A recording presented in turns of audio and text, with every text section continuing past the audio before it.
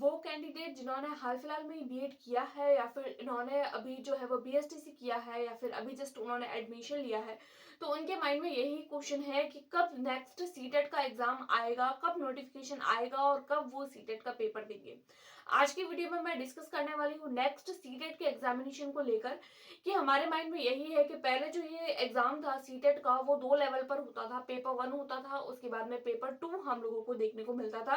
लेकिन अभी थोड़े दिन पहले ही हमारे पास में एक नया नोटिफिकेशन देखने को मिला है जिसमें हम लोगों को पेपर 3 होने के भी चांसेस है। अब ये बात जो है वो कहाँ तक है, किस तरीके से ये पेपर रहेगा, इस बार का सिलेबस जो है वो चेंज होगा नहीं होगा, डिफिकल्टी लेवल जो है वो इस एग्जाम का क्या होने वाला है, उन सभी के बारे में डिटेल में डिस्कस करने वाली हूँ। छोटी सी वीडियो होगी लेकिन इस छोटी सी वीडियो में आप लोगों के सारे डाउट्स आज की वीडियो में क्लियर हो जाएंगे। सबसे पहले तो मैं बात करूँ सीटेट का एग्जाम जो है वो उसका नोटिफिकेशन आप लोगों को कब देखने को मिलेगा। तो देखिए हमारा जो ये पेपर है वो सीटेट का पेपर जो है वो अभी अभी में ऑफलाइन होने लगा है। और जब जब सीटेट का पेपर ऑफलाइन होता है तब हम लोगों को ये साल में 2 बार देखने को मिलता है। एक पेपर हो जाता है दिसंबर में और एक हो जाता है जुलाई में। लेकिन दिसंबर वाला पेपर जो है वो अभी अभी में कुछ साल हो गए या कुछ समय हो गया है, तब वो पेपर जो है वो जनवरी में हम लोगों को देखने को मिला है। जैसे अभी थोड़े दिन पहले जो है वो जनवरी में ही हम लोगों को सीटेट का पेपर देखने को मिला है। तो ऐसे कैंडिडेट जो सीटेट का पेपर या फिर तो क्वालिफाई नहीं कर पाए हैं या फिर ऐसे कैंडिडेट जो अपना स्कोर इंक्रीज करना चाहते हैं या फिर वो नए कैंडिडेट जो अब अपना सीटेट का एग्जाम देना चाहते हैं, तो वो वेट कर रहे हैं जुलाई के एग्जाम का कि जुलाई का नोटिफिकेशन कब आएगा। तो देखिए जुलाई वाला जो एग्जाम है वो आप लोगों को उसका नोटिफिकेशन जल्दी ही देखने को मिलेगा। उसके बाद में हम बात करते हैं कि क्या इसका जो है वो सिलेबस चेंज होने का चांसेस है। तो देखिए जुलाई अगस्त में जो भी आप लोगों का सीटेट का पेपर होगा उसमें आप लोगों के सिलेबस चेंज होने के चांसेस नहीं है, क्योंकि हर बार हम लोगों को हर बार की सीटेट में एक ही बात सुनने को मिलती है कि इस बार सिलेबस चेंज होगा, इस बार भी सिलेबस चेंज होगा। लेकिन आज तक ऐसा कभी भी नहीं हुआ है। सीटेट ने अपना एक बार जो ऑफिशियल वेबसाइट पर सिलेबस डाल दिया है उसके बाद से सीटेट का सिलेबस कभी भी चेंज नहीं हुआ है। जो सिलेबस रहा है वही सिलेबस हर बार हम लोगों को देखने को मिलता है, बस चेंजेस कुछ कुछ देखने को मिलते हैं।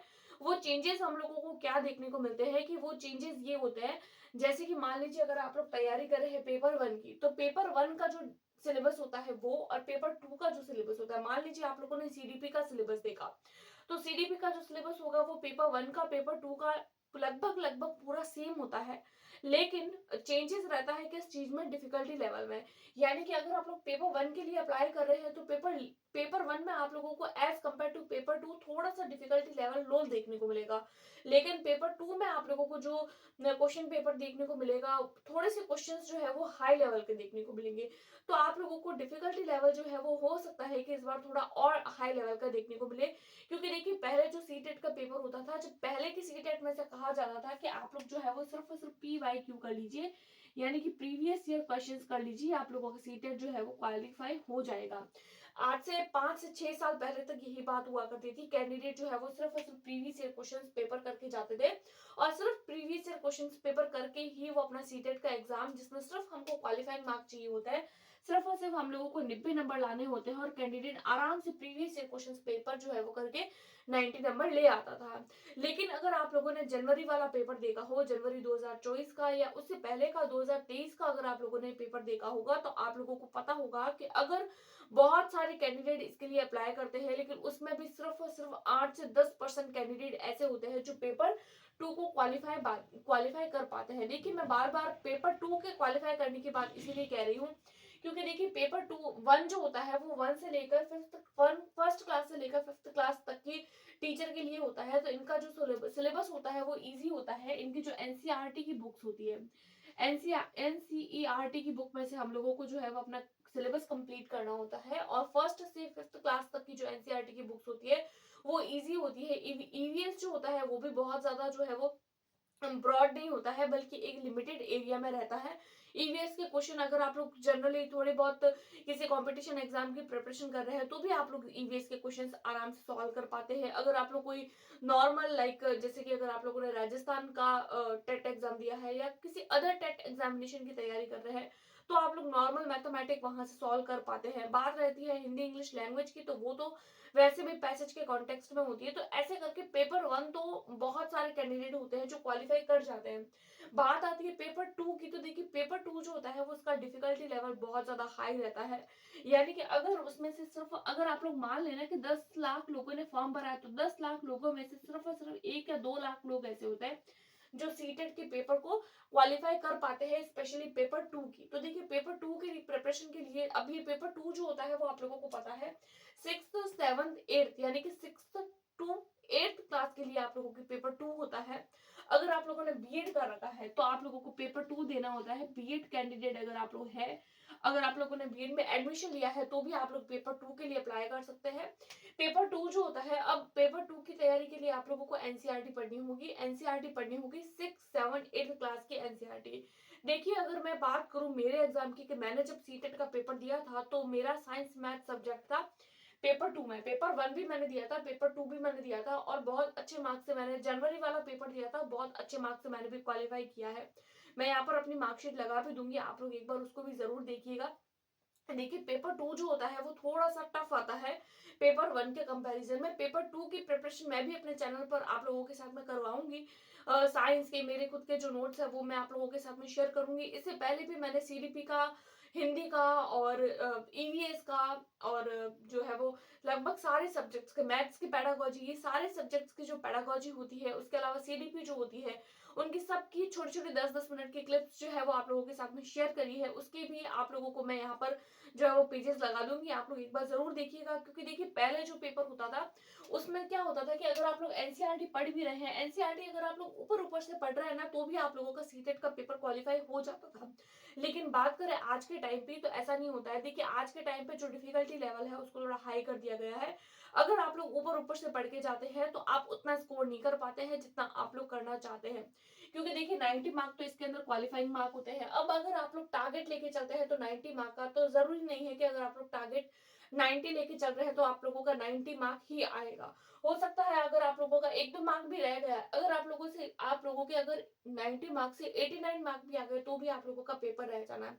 इसीलिए हम लोगों को टारगेट जो है वो हमेशा 120 प्लस का रखना है। क्योंकि अगर आप लोग 120 प्लस का रखेंगे तब कहीं आपके जाकर जो है वो स्कोर 110 या फिर 100 तक आप लोग जो है वो स्कोर कर पाएंगे, जो एक बेहतर स्कोर होता है सीटेट के एग्जाम के लिए। वैसे तो सिर्फ 90 मार्क क्वालिफाइंग होता है, लेकिन हम लोगों को टारगेट रखना है 120 मार्क प्लस। अब बात करो ये तो कि नेक्स्ट, ये तो हो गया कुछ कुछ पेपर 1 और पेपर 2 की बात हो गई। उसके बाद में देखते हैं कि क्या सिलेबस चेंज होगा, तो वो मैं आप लोगों के साथ में ऑलरेडी शेयर कर चुकी हूँ कि सिलेबस चेंज होने के चांसेस वैसे तो नहीं है। अगर देखने को मिलेगा तो सिर्फ और सिर्फ एक डिफिकल्टी लेवल देखने को मिलेगा। क्योंकि जैसे जैसे जो है वो सीटेट के पेपर हम लोगों को आगे आगे देखने को मिल रहे हैं, वैसे वैसे एक अलग तरीके का डिफिकल्टी लेवल आप लोगों को देखने को मिल रहा होगा। क्योंकि जब से पेपर ऑनलाइन से ऑफलाइन मोड पर हुआ है और इस पेपर जो है इसको लाइफ टाइम इसकी जो है वो कर दी गई है, सर्टिफिकेट की जो आप लोगों की जो एज है वो लाइफ टाइम कर दी गई है। अब ये जो सर्टिफिकेट आप लोगों को, यानी कि सिर्फ 1 साल में एक बार आप लोगों को अपने लाइफ में सीटेट का एग्जाम देना है और लाइफ टाइम आप लोग एलिजिबल है किसी भी टेट एग्जाम या फिर किसी भी नेक्स्ट टीचिंग एग्जाम के लिए। तो जैसे जैसे आप लोगों के पेपर होते जा रहे हैं वैसे वैसे इसका डिफिकल्टी लेवल भी बढ़ता जा रहा है। तो थोड़ा सा डिफिकल्टी लेवल पर आप लोग ध्यान दीजिएगा। थोड़ा सा और हाई लेवल का आप लोगों को पढ़ना होगा, ऊपर ऊपर से पढ़ने से कुछ नहीं होगा, थोड़ा सा डेप्थ में आप लोगों को जाके पढ़ना होगा। और अगर आप लोगों को ये नोटिफिकेशन जुलाई में अगर आप लोगों का एग्जाम होना है तो आप लोगों को मई या फिर जून में आप लोगों को नोटिफिकेशन देखने को मिलेगा। अब ऐसा आप लोग मत सोचिएगा कि हम लोग जून या जुलाई में पढ़ लेंगे तो अगस्त में आप लोग पेपर आराम से दे देंगे। तो देखिए ऐसा नहीं है, आप लोग अभी से अपनी प्रिपरेशन में लग जाइए। साथ साथ में अगर आप लोग बीपीएससी के लिए भी तैयारी कर रहे हैं तो वो भी आप लोगों के लिए ज्यादा अच्छा है। क्योंकि देखिए बीपीएससी डी ट्रिपल एस भी बहुत अच्छा चांस है। अगर आप लोगों ने जनवरी वाला पेपर दिया है सी टेट का और अगर आप लोगों के वो पेपर क्वालिफाई हो गया है तो और भी अच्छी बात है। क्योंकि अब आप लोग जो है वो बीपीएससी के लिए भी अप्लाई कर सकते हैं। बीपीएससी टीआरई 3.0 वाला जो एग्जाम है जो आप लोगों को मार्च में देखने को मिलेगा, तो उस एग्जाम के लिए भी आप लोग अप्लाई कर सकते हैं। तो सीटेट जो होता है वो एक बेस होता है हर एक टीचिंग एग्जाम के लिए।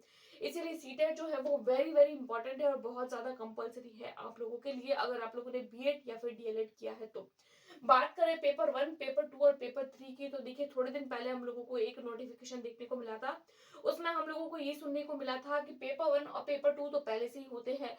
यानी कि फर्स्ट क्लास से लेकर 8th क्लास तक के लिए तो आप लोगों को सीटेट के पेपर देखने को मिलते थे। लेकिन 9th 10th 11th और 12th के लिए आप लोगों को सीटेट का पेपर देखने को नहीं मिलता था, लेकिन अभी जो है वो आप लोगों के सामने एक नोटिस आया था जिसमें आप लोगों को यही देखने को मिला था कि यहाँ के लिए भी आप लोगों को एक सीटेट का पेपर देना होगा। यानी कि इसके बारे में अभी कंफर्म तो है, लेकिन ये कब से चीज लागू होती है, हो सकता है जुलाई अगस्त वाले एग्जाम के लिए भी आप लोगों को इस चीज को लागू कर दिया जाए, या फिर हो सकता है वो अगली बारी में किया जाए।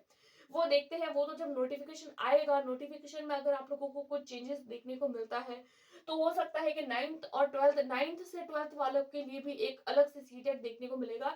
बाकी पेपर 1 और पेपर 2 तो कंफर्म है, ये तो हर साल होते हैं और इस बार भी जुलाई अगस्त में आप लोगों को देखने को मिलेगा। तो आप लोग अभी से ही अपने प्रिपरेशन को स्टार्ट कर दीजिए। साथ साथ में आप लोग BPSC, D triple S B, KVS, इन सब की भी वैकेंसी आप लोगों को एक बड़ी लेवल पर भर्ती देखने को मिल रही है, तो उस एग्जाम के लिए भी आप लोग प्रिपरेशन करना स्टार्ट कर दीजिए।